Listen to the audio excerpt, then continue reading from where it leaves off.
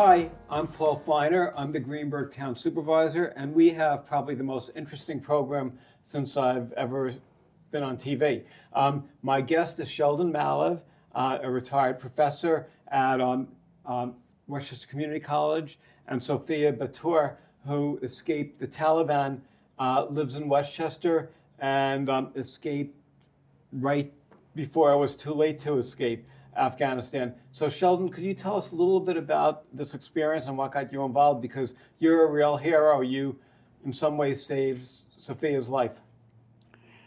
Well, not so much Sophia's life, but a relative of hers.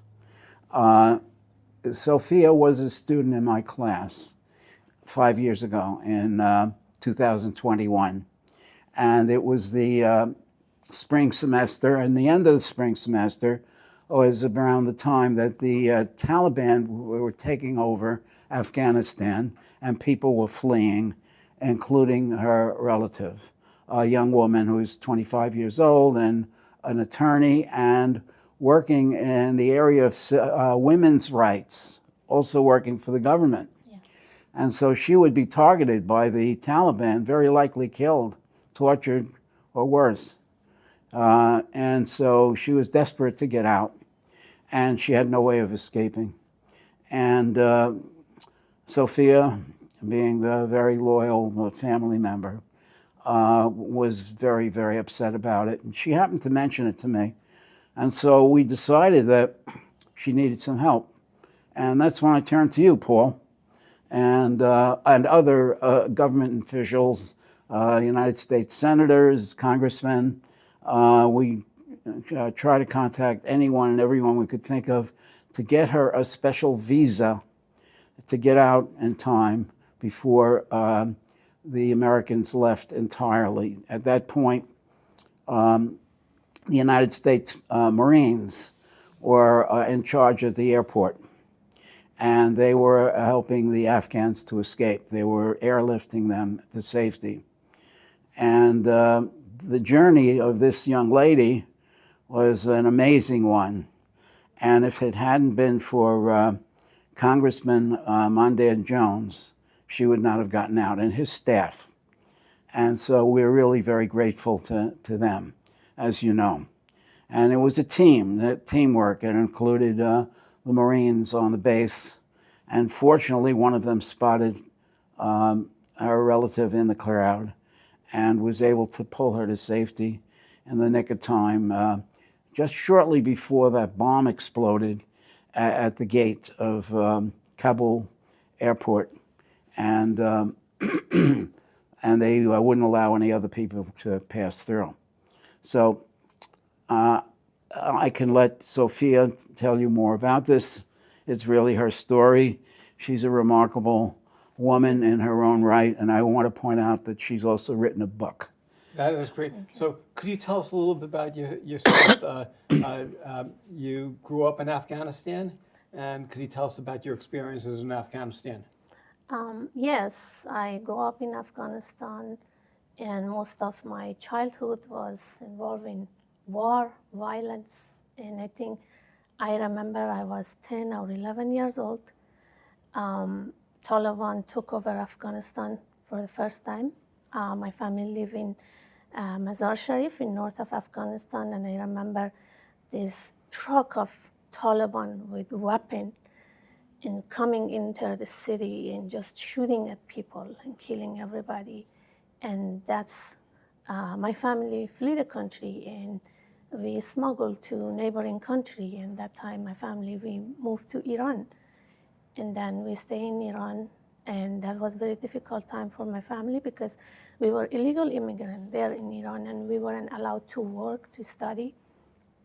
But in Iran, I won the international competition, riding competition, and there I met the President Karzai. And then he asked me to come and work in Afghanistan, and then So you worked for the President of Afghanistan? Yes. And what role did you have working for the President?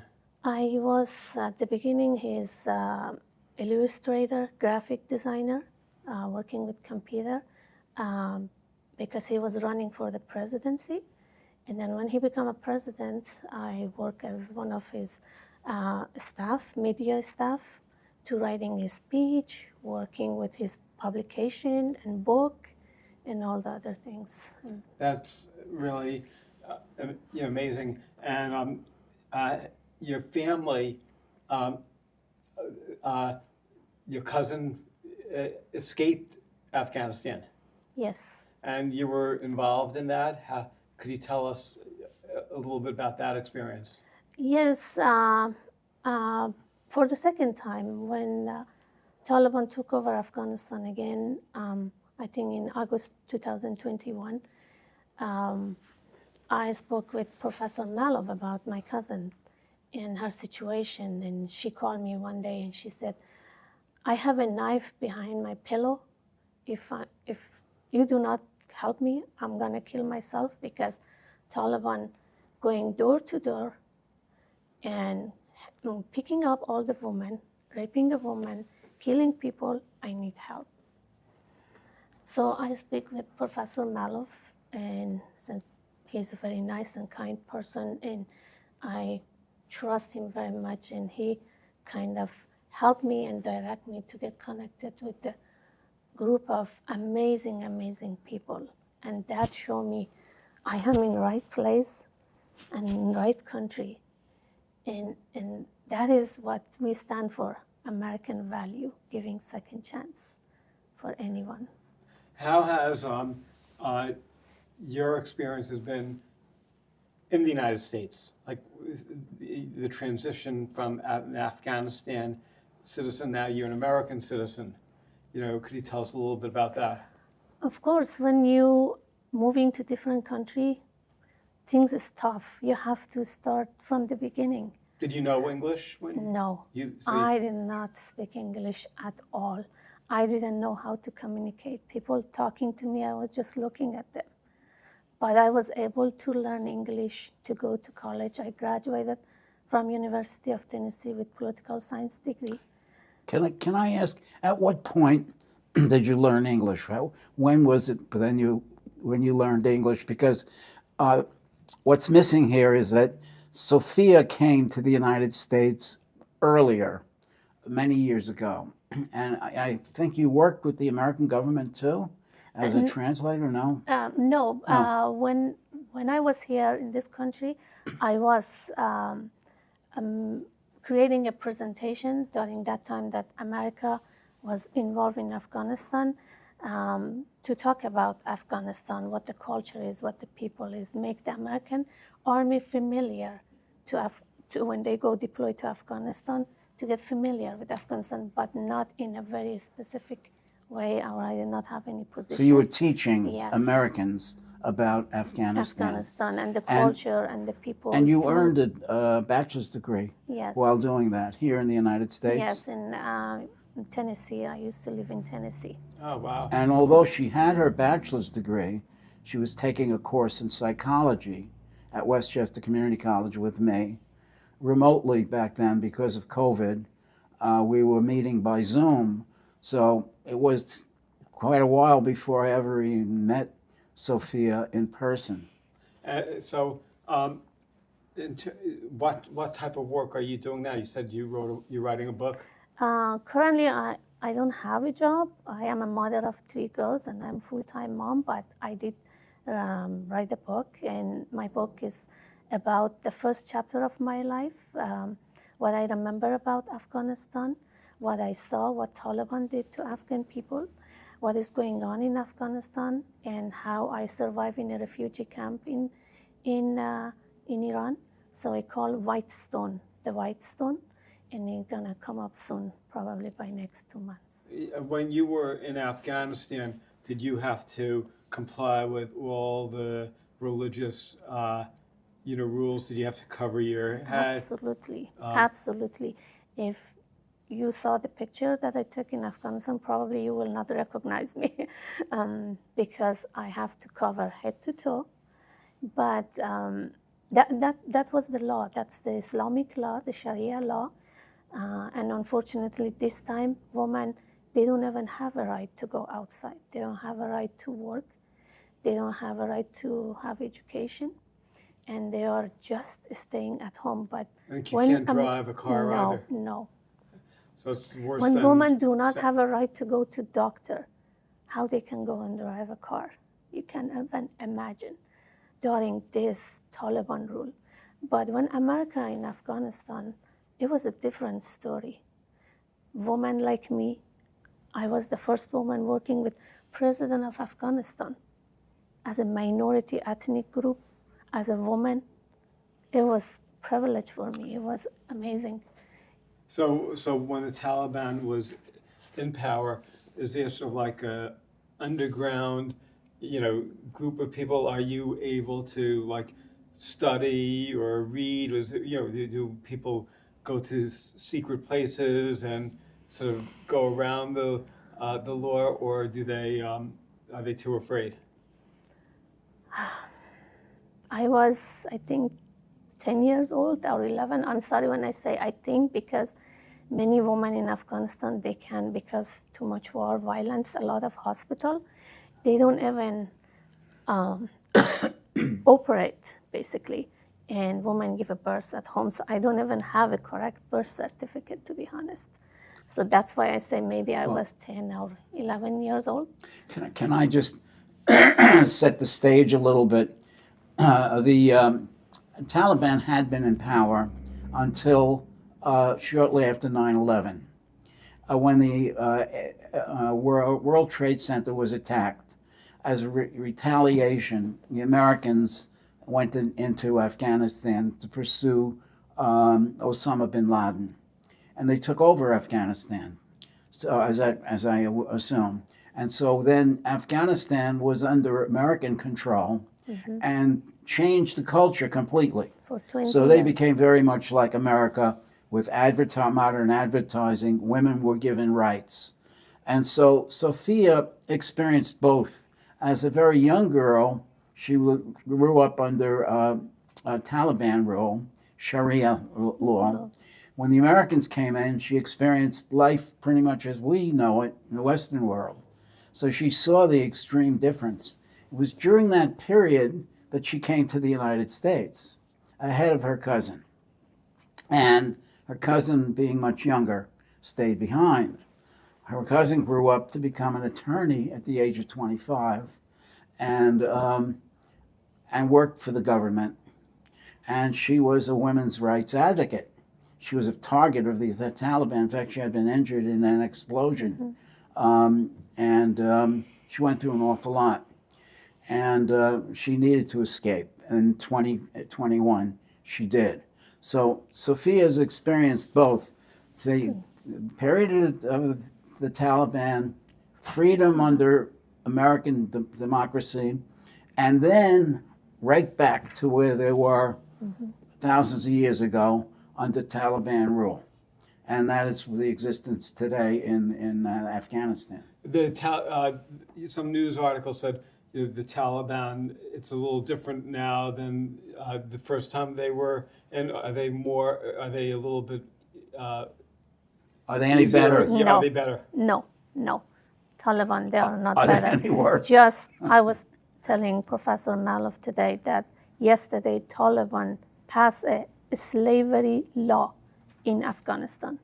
Slavery. Yes. Tell us about it. Taliban passed this law.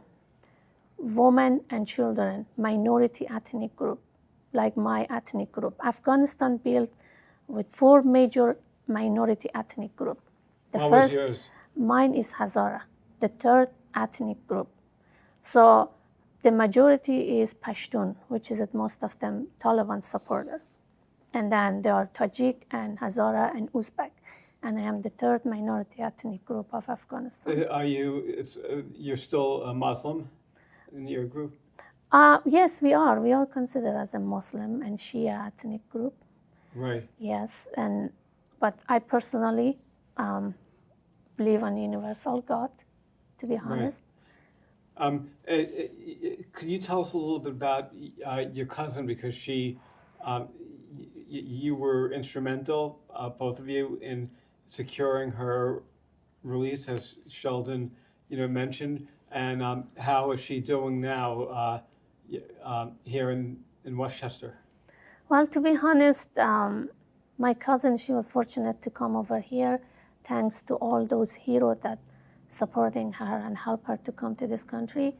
And she recently get married, and unfortunately, ICE captured her husband.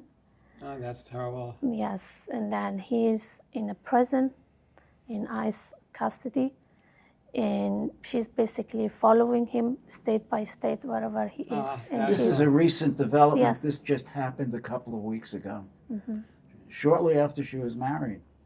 just 3 days later. Yeah. And is she a citizen also? No, she's a permanent resident. She has a green card. So is she like nervous? Of course. You bet. Because Of the green, course. boy, it's real. It Yes. really brings it home. I mean, it really is so scary. The whole thing. She was very scared. I was speaking with her yesterday. She said, I ran away from Afghanistan, from all those things. I thought my life gonna change in here, and now I feel like everything happening the same. I don't know over what. again. Yeah, she said maybe they deport him back to Afghanistan. Maybe next, my parents and me gonna go back to Right, and if Afghanistan. they deport you back to Afghanistan, there's a possibility that the Taliban will Yes, absolutely. You know, absolutely. I'd like to add one more note about her family. And she came from a very poor farming family. Was she an only child? Yes. She's an only child. And the family had to sell all of their possessions, I think, to put her through law school. And then I think maybe in medical when she was injured. Yes. And so she left her parents behind, and she felt very bad about it. As a matter of fact, the Taliban arrested her father and beat him because she had been escaped from Taliban. They beat him so badly that he was hospitalized. Her mother, her cousin's mother, went to the hospital and snuck him out. He escaped. And they escaped, I think, to Iran. To Pakistan. To Pakistan, and from there they came here. So not only did she escape the Taliban, incredibly, she was able to get her parents out. So the family is here, and they're worried. They're worried that perhaps the incident that happened, the assassination of those two American National Guardsmen by an Afghani who was unstable, Donald Trump has taken to take this out on Afghan refugees now. He doesn't distinguish. He wants all of them to suffer or to go back to Afghanistan. Was your cousin working after she came here? Yes, she was basically, she had a permanent residence, she has a document to work, and she bring her parents legally. So through their Her visa. goal is to become a lawyer here. Yes. Right. She was a lawyer there. She's studying law. She was working in a legal capacity here in the United States. And I was thinking because a couple months ago, Sheldon organized the Westchester chapter of Indivisible, which is protesting some of the immigration policies of the Trump administration. Was Sofia's story and this whole experience one of the reasons why you decided to form this chapter? Because we had a rally that you organized, and there were hundreds of people here. You did, in a matter of days, you got people out, but We have over 200 people in the organization now. Most of them joined at that rally. Right, so the lesson is you can't go against Sheldon because because he's effective and he speaks out and is a good organizer. But was this experience like a motivator? Oh, absolutely, absolutely. But it's just one, as you know, Paul, of so many grievances against this particular individual who happens to be our president right now. And he doesn't make things any easier for people seeking asylum in our country and the traditions that are typically historically American. Is there a group of like Afghan immigrants who like meet like a support group of other people that have had similar experiences to you, where you could talk to them and get advice or? Yeah, sure. There are a group of Afghan people. They usually meet with each other, talking about their experience. But unfortunately, since many Afghan coming here, they have to go work because of the economic situation, going back in Afghanistan, supporting family here. But I am planning, hopefully, maybe creating a YouTube channel so people can speak out their experience, and maybe we can, through that channel, getting a help for those people. But there are a lot of good American people that's supporting a lot of immigrants in this country. And one of them, Professor Malev, which I met. What do you think people could do, if they're watching this and they want to get involved and help other Afghan families? Are there others that are trying to get out of the country? Are there initiatives that, we could do as human beings? How can we be helpful? Exactly. I think the best thing is to connect with the Afghan people in their area, whoever they are, or they can connect with me directly because I have a lot of connection with other Afghan people. I create a group, WhatsApp group, all the Afghan people, we talk, what is going on, what is the situation. They can directly contact me through the email or through the WhatsApp. I can refer them to those Afghan people. They are in need of any kind of legal support, financial support, or any kind of support. If there's family members or friends that are in Afghanistan, and let's say somebody wants to send them a package, of food or clothes or whatever, does it actually get to them, or does could people? Question. Or could we think we're doing something good and then the Taliban will get the package and take it for themselves? Unfortunately, not any postal service working in Afghanistan because of the regime, Taliban regime in Afghanistan. But my own father, he created a small organization. He's sending a small amount of money each month for the family he's supporting back in Afghanistan.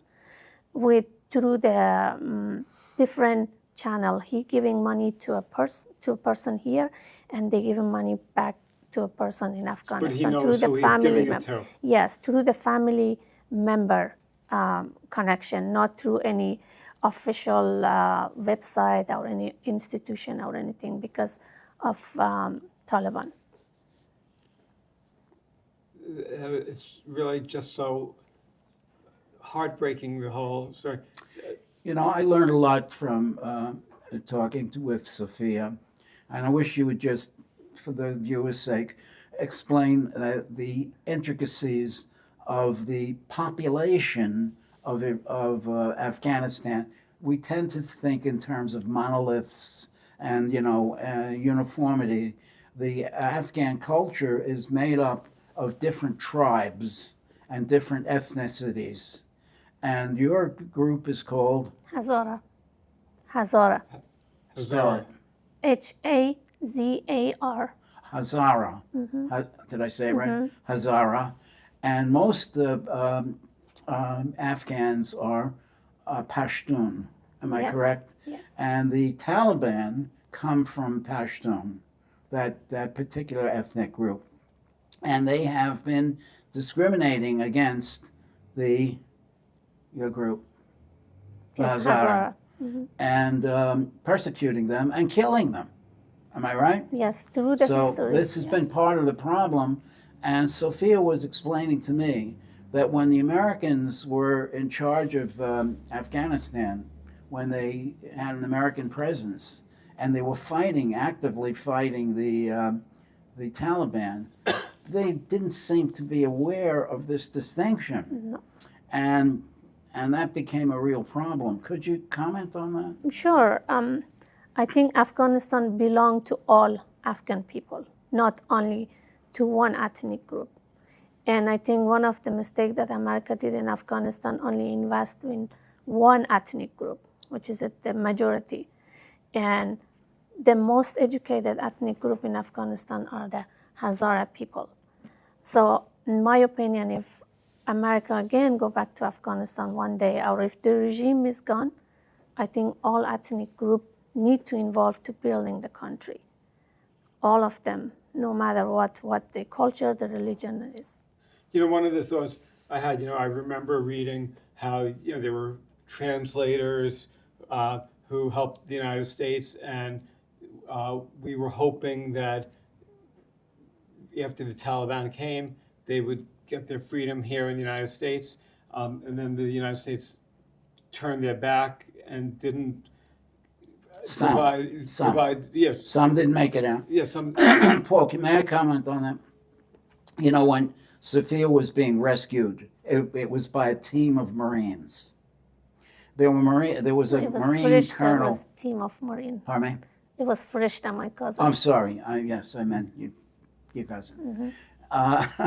When she was being rescued, we were working with a Marine officer in Quantico, Virginia. Another one who was a retired Marine, but he was a lawyer in New York or New Jersey. And there were Marine pilots, particularly Captain, I don't know if I should mention his name, but many of them, they didn't really want recognition. They were extremely modest people, and they just wanted to rescue people.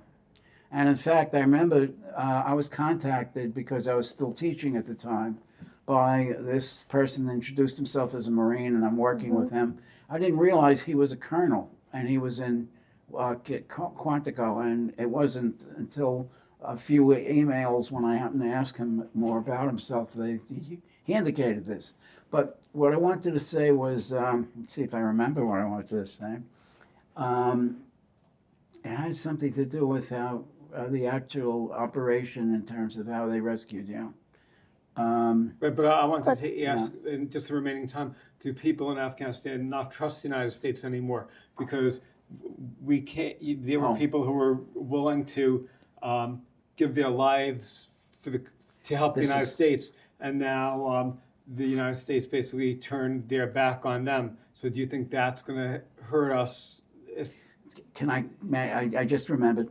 He told me that when they rescued your cousin, their mission wasn't to rescue her. That happened coincidentally because she managed to get the visa, and they were notified, and they pulled her out of the crowd and rescued her.